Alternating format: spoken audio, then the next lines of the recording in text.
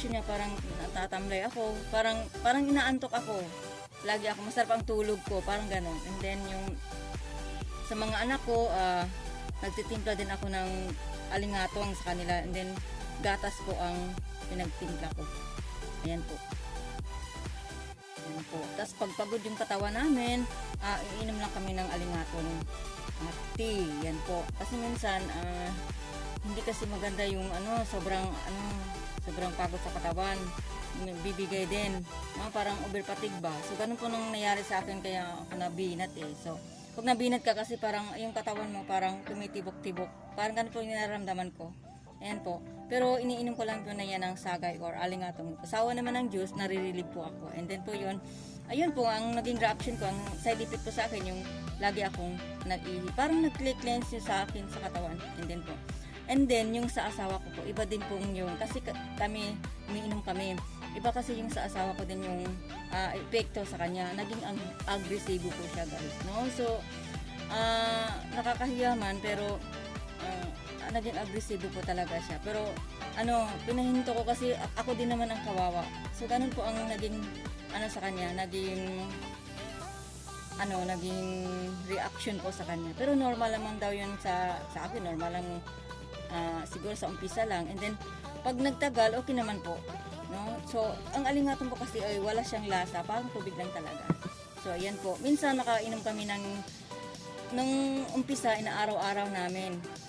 So, ngayon hindi na kasi medyo busy na, and then marami din nagpapaship ng alingatong. So, minsan nakakalimutan na namin uminom dahil sinisiguro namin mapapadala ito sa maayos na sa mga buyer po. Yun po. So, ayun ito. Kahit isang araw, kahit makainom na kami ng isang beses po, okay na po yun. At sawa naman ng Diyos at nare-relieve naman po kami. So yun lang po ang naging epekto sa amin ng alingato ko. Hindi ko rin alam kung anong epekto din sa iba. Minsan daw sumasakit yung ulo, minsan daw masakit yung katawan, masakit yung tiyan, ganun daw po yun. Pero siguro reaction lang siguro yun, no? Kasi iba-iba talaga tayo ng mga epekto or mga naranasan po. O para bang healing crisis, parang ganun ba? Yun ba? O, yun po. Depende na kasi yun sa anong sitwasyon or anong condition mo siguro. No? Kasi yung condition ko kasi binat, and then yung stress, over fatigue, may ulcer ako. So, ganun po ang naging sa akin. Ihing-ihi, ganun po. And then, bukod dun, wala naman po. Okay naman po siya. Maliban sa asawa ko yung naging agresibo, sa kanya din ihi ng ihi din. Sa mga anak ko, ihi ng ihi lang din. Yun lang. Wala naman pong masakit yung ulo namin, wala naman po. Yung masakit ang tiyan namin, wala naman pong ganun. Siguro yung sa iba, depende na siguro sa sa condition siguro. Pero, guys, may nagtatanong na, gagaling ba kami niyan? Agad-agad? Hindi ko po masabi na gagaling po kayo agad. Na isang inom nyo lang, gagaling kayo agad. So, hindi po ganun. Wala po kayong instant na ganun po. No? Kasi kailangan din, pag minom ka nito, kailangan disiplina din sa sarili. Iwas na yung mga bawal, lalo na pag may kidney, or iwas na talaga yung mga bawal. Hindi porket umiinom ka ng ganito, todo ka ng todo, kain ng kain, ng ganun po. Hindi po ganun. Kailangan po talaga disiplina lang sa sarili po. No? Tulungan mo din yung sarili mo. At saka, uminom lang ng isang beses, tapos sinabing, hindi naman ako gumagaling yan. Guys, hindi po isang beses ang pag-inom nito.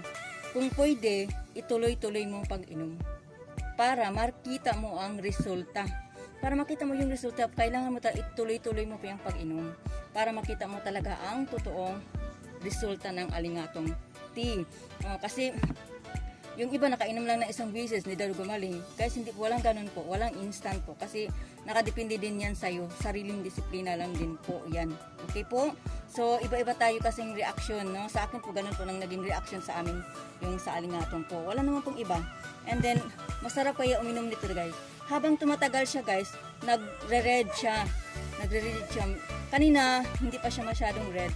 Habang tumatagal, lumalamig, siya, maging red, maging dark ang color niya habang tumatagal po. Ayan po ay alingatong tea po. Okay?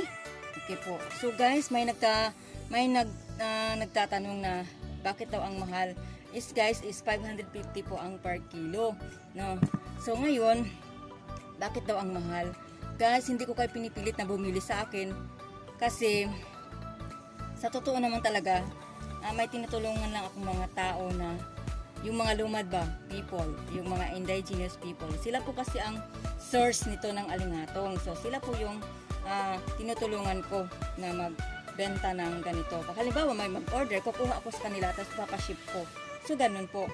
So ang sabi, ang mahal daw, maraming naging nega na naging mahal daw masyado. Guys, hindi nyo alam kung saan to kinukuha yung alingatong. Hindi madali. Ganun ang hirap, hindi matutumbasan ng pera talaga.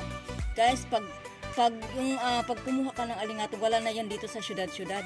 Nandoon na yan sa bundok ng may bundok. Doon na po yan kinukuha. So ngayon, ang supplier ko yung mga katutubo. So sila po ang kumuha doon sa pinaka bundok nila.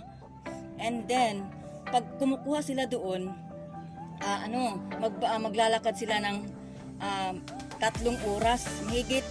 Siguro minsan pag malayo na, nasa kalahating araw maglalakad sila doon. And then kukuha lang sila ng mga alingatong roots kasi wala na yan sa syudad eh. So ngayon, para makakuha na sila ng stock, ngayon kailangan naman nilang ibaba doon sa baryo.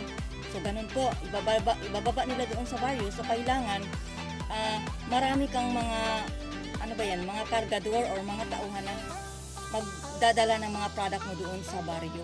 So ngayon, kung marami kang alingatong nakuha doon sa bundok, yung mga katutubo magbabayad pa yan sila ng kargador. So ang kargador po binabayaran nilang 50 pesos per sako. Yan po, para maibaba lang talaga yung item doon sa may baryo. So ngayon, babayaran pa, hindi pa sila nakabenta, may utang na sila. Kasi kailangan mo maibaba itong item. Paano mo madadala sa destination kung hindi mo ito ipapakarga sa mga kargador? Ganun po.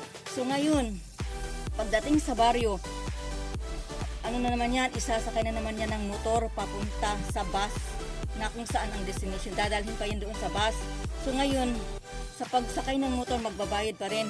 100 per sako ang babayaran. So ngayon, kung ilang sako yan, kung 5 sako, magbabayad ng 500 sa isang motor. Hindi yan madala agad, babalik-balik pa yan. So ngayon, magbabayad, hindi pa sila nakabenta, may utang na sila doon. So ngayon, pagdating doon sa my bus, sa terminal, isasakay na naman po siya ng bus papunta sa destination kung saan nila gustong magbenta. So magbabayad pa naman na ngayon ng pamasahe sa bus. So ganun po, para lang talaga maidala ito sa mga market or sa syudad kung saan sila gusto magtinda. So ngayon, isasakay pa ng bus papunta doon sa destination. So ngayon sa bus pa lang may bayad na. O ganun, hindi ko alam pagkanong per sako, parang nasa 80 tangs per sako. O so ngayon, pagdating sa destination sa terminal naman, dumating yung bus sa terminal, ibababa ito. So ngayon, isasakay na naman ulit or halimbawa sa jeep, mapapakyawin nila yung jeep para isang ano na lang ba, dalahan, and then doon na ano sa kanila sa mga market, ilalagay na or ano ba doon, papasa na sa mga market. So doon pa lang sa jeep, magbabayad na din sila. So ganun po. Kaya nga medyo mahal talaga kasi bago makarating ito sa amin, marami ng taong nagdadala nito. So ganun po siya. Yan po yung alimatong. Ganun po siya kahirap kukunin. Kaya mabigat kayo ito pag marami na. Mabigat talaga siya guys. Hindi mo kayang buhatin na kahit na 5 kilo, tapos maglalakad ka pa sa bundok, tapos naku guys, mahihirapan kayo, nga yung dila nyo lalabas yan dahil sa pagod na pagod. Subukan nyo kaya guys, kumuha doon sa bukid kung kaya nyo, tapos sasabihin nyo ang mahal, hindi nyo alam guys kung paano ito kinukuha. So maswerte yung malapit lang, no? Yung may kabundukan dyan, na may ganito, maswerte kayo dahil pwede nyo maibenta ng mura. Yan po. So kung hindi kayo pwedeng kung ayaw nyo naman ng bumili sa amin o sa akin, okay lang naman, no? Kasi marami namang nagbibenta ito ngayon. Mayroon naman sa Lazada, pwede kayong bumili doon. And then meron naman sa Shopee, ayan. Meron din naman sa FB. Ganun, marami naman nagbibenta ng ganito po, ng alimatong. So wag lang kayong maging nega dito sa video ko dahil kasi kawawa din mga patutubo. Kasi hindi nila iniinda ang pagod na kumukuha nito dahil lang talaga para mabuhay lang din sila po. Okay po? Kasi po hindi po ako pwedeng kumuha nito dahil ayaw po Makati, and then maglalakad pa, nakakapagod kaya guys. So ako lang po ang tumutulong sa kanila para po mapaano yung product nila po, yung alingatong po. Okay po? So ayan po guys, huwag naman sana tayong nega, no, na kung ano na sabihin kasi hindi natin alam kung saan ito pinukuha. Ang importante po sa mga nangangailangan ay may mabili kayo o may makuha kayo. Okay po? So kasi sa amin kasi ang mga authorized ang kumukuha nito yung mga IP. Ibig sabihin ng IP, yung mga indigenous people. Sila lang po ang may authorized na kumukuha nito. Sila lang po ang pinapayagan ng gobyerno sa amin na magtinda ng ganito or kumuha sa ganito. Kasi ito lang kasi yung hanap buhay nila doon. Wala kasi silang panghanap buhay doon sa kanilang malayo na kasi yung kabundukan nila, no? So hindi abot lang minsan ng gobyerno. So pinapayagan sila ng gobyerno na magdala nito, no? Kasi napakahigpit din ng inspection dito sa Davao City, no? Ini-inspection siya bago makarating sa Davao City.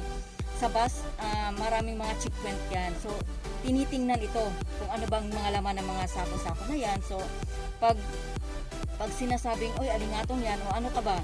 IP ka ba? So ganun, IP ka ba? So ayan po, pag IP, pinapahintulutan na mapadala yung item sa syudad po. Yung IP, yung indigenous people, yung mga katutubo ba? O, kasi marami kasi ito sa kanila. So sila lang po ang ma-authorize magbenta or kumuha or magdala dito sa syudad ng Davao City po. Sila lang po ang pinapayagan sila ng gobyerno po para may hanap buhay din sila. Sila lang po ang pwedeng makakuha nito sa kanila, and then yung pinapayagan na magdala dito sa syudad. Bago sila makarating dito sa syudad, sini-check mo na ng sa checkpoint kung ano ba yung mga dala nila. Ito po alingatong pinapadaan po. Ayan po. Okay po. Paano po ba makabili? Guys, sa ngayon wala na po tayong per tali, per stick. Okay po, wala na po tayo ngayon. Ang available na sa atin ngayon is yung mga roots. So, marami akong mga roots dito talaga. Marami. So, marami ito. Sa 1 kilo po is 550 po. So, hindi ito ganun na pwede hatiin. Ito hindi pa nakabot ito ng 1 kilo. Siguro mga 3 or 4, depende, no? Minsan may mga maliliit pa ito. So, ayan po. Nasa 550 po ang kilo. Free shipping na po yun, no? Luzon, Visayas at Mindanao. Kung sakaling 2 kilo, 1,000. Kasi may din bawas. Kung sa 1,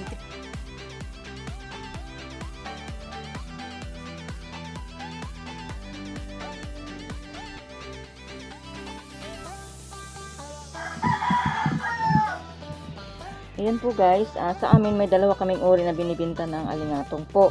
Ito po ay yung tinatawag namin na tapol, or yung tawagin sa iba red, pero hindi ito siya red. Kung hindi, tapol po siya ang tawag sa amin.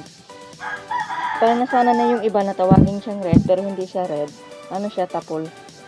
Makikilala mo kung alingatong ba yan o hindi, dahil makikita mo yung dito sa gitna na parang may sulat siya na giri, parang star.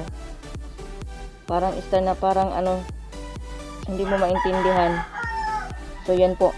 Ito po ay siya, tapol kung tawagin sa amin. Parang violet ba? So ganun po. And then yung isa pang klase na binibenta namin ay ito po. Ito ang red. Ito ang red na siya. Tinatawag namin red. Bakit? Kasi siya, kahit na ang kasi red, makikilala pa rin yan dito sa sa balat. Tingnan mo, may nakaano din parang star din na parang nakaguhit-guhit sa gilid. Ito puti siya. Yan, puti siya. Okay. Habang tumatagal, magre-red talaga yan siya dito sa balat. Pag maglaga kayo, wag yung tagalin yung balat dahil yung balat nasa talaga nasa balat yung binipits. Ayan po. Ito po yung klaseng isa pang alingatong na binibenta namin, yung red. Ito po red. Akala kasi nila white. Kasi white kasi ang sa gitna. Pero guys, hindi siya white. I mean, hindi siya white na alingatong. White lang yung puti lang yung nasa gitna. Ito, puti. Pero andyan pa rin yung kulay red. Yan po.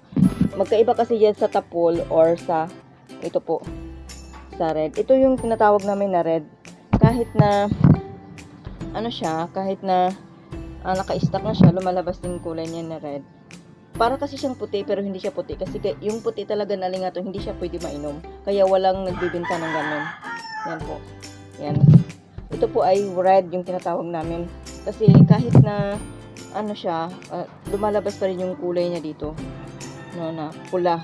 Kasi ito kasi ibang klase ito na alingatong is siya, parang purple, parang violet. Red violet. Ang tawag sa amin ito is tapol. Yan po. Yan po. Makikilala mo isa kalingatong yung dito talaga ha. Ito. Ito kasi akala kasi nila ito puti ito, pero hindi ito puti guys. Pula yan. Makikilala mo yan dito sa balat. Yan. Para din may din siya dito sa balat. Yung parang parang star na ganyan dito sa gitna. Ito violet. Parang tapol kung tawagin sa amin.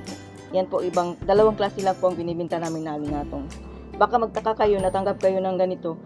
Puti ito, hindi yan puti guys. Makikilala mo yan dito yan sa sa gilid, yung balat talaga. Kasi ito, siya, violet or tapol kung tawagin sa amin. Pero ito, siya, hindi siya puti. Puti lang yung sa gitna. Kasi dito yung din, puti din naman ang sa gitna niya. Yung violet or purple. So yun po, alingatong roots po ito. Sa ngayon, ito lang muna matatanggap ninyo pag makabili kasi wala na akong dried. Papadried pa ako. Sa dami ng demand, hindi ako makapag-dried. Kasi nga, pagdating ng stock, kinukuha agad kahit na hindi siya dry. Kasi marami din gumagamit na presko. Masarap daw kasi pag presko daw. Mas mas masarap daw yung piso kaysa sa dry po. Kasi yung dry, parang medyo ano daw, iwan ko. Pero okay naman ang dry. Mas masarap daw yung presko pag iniinom. Kasi ma-enhance mo daw yung lasa. Ganun po. So guys, sa ngayon po ay nasa 550 po yung ating kilo na isang kilo. Pag 2 kilo is ano siya, 1,000. Pag 3 kilo is 1,400. So ganun po, and so on and so far po pag madami po yung order nyo. Ganun po ha, alingatong. Baka magtaka kayo, makatanggap kayo ng ganito. Kasi hindi yan siya puti guys. Ano siya talaga? Red din yan. Kasi ito tapol. Oo. Or violet. Pareho lang din siya. Dalawa na kasi ang klase ang mayroon sa amin na. Hindi kami nagbibinta ng puti dahil bawal po. Bakit? Makatiyid talaga yung puti na alingatong. So ito po yung binibinta namin ngayon. Yan po. Sobrang kati kasi yung puti.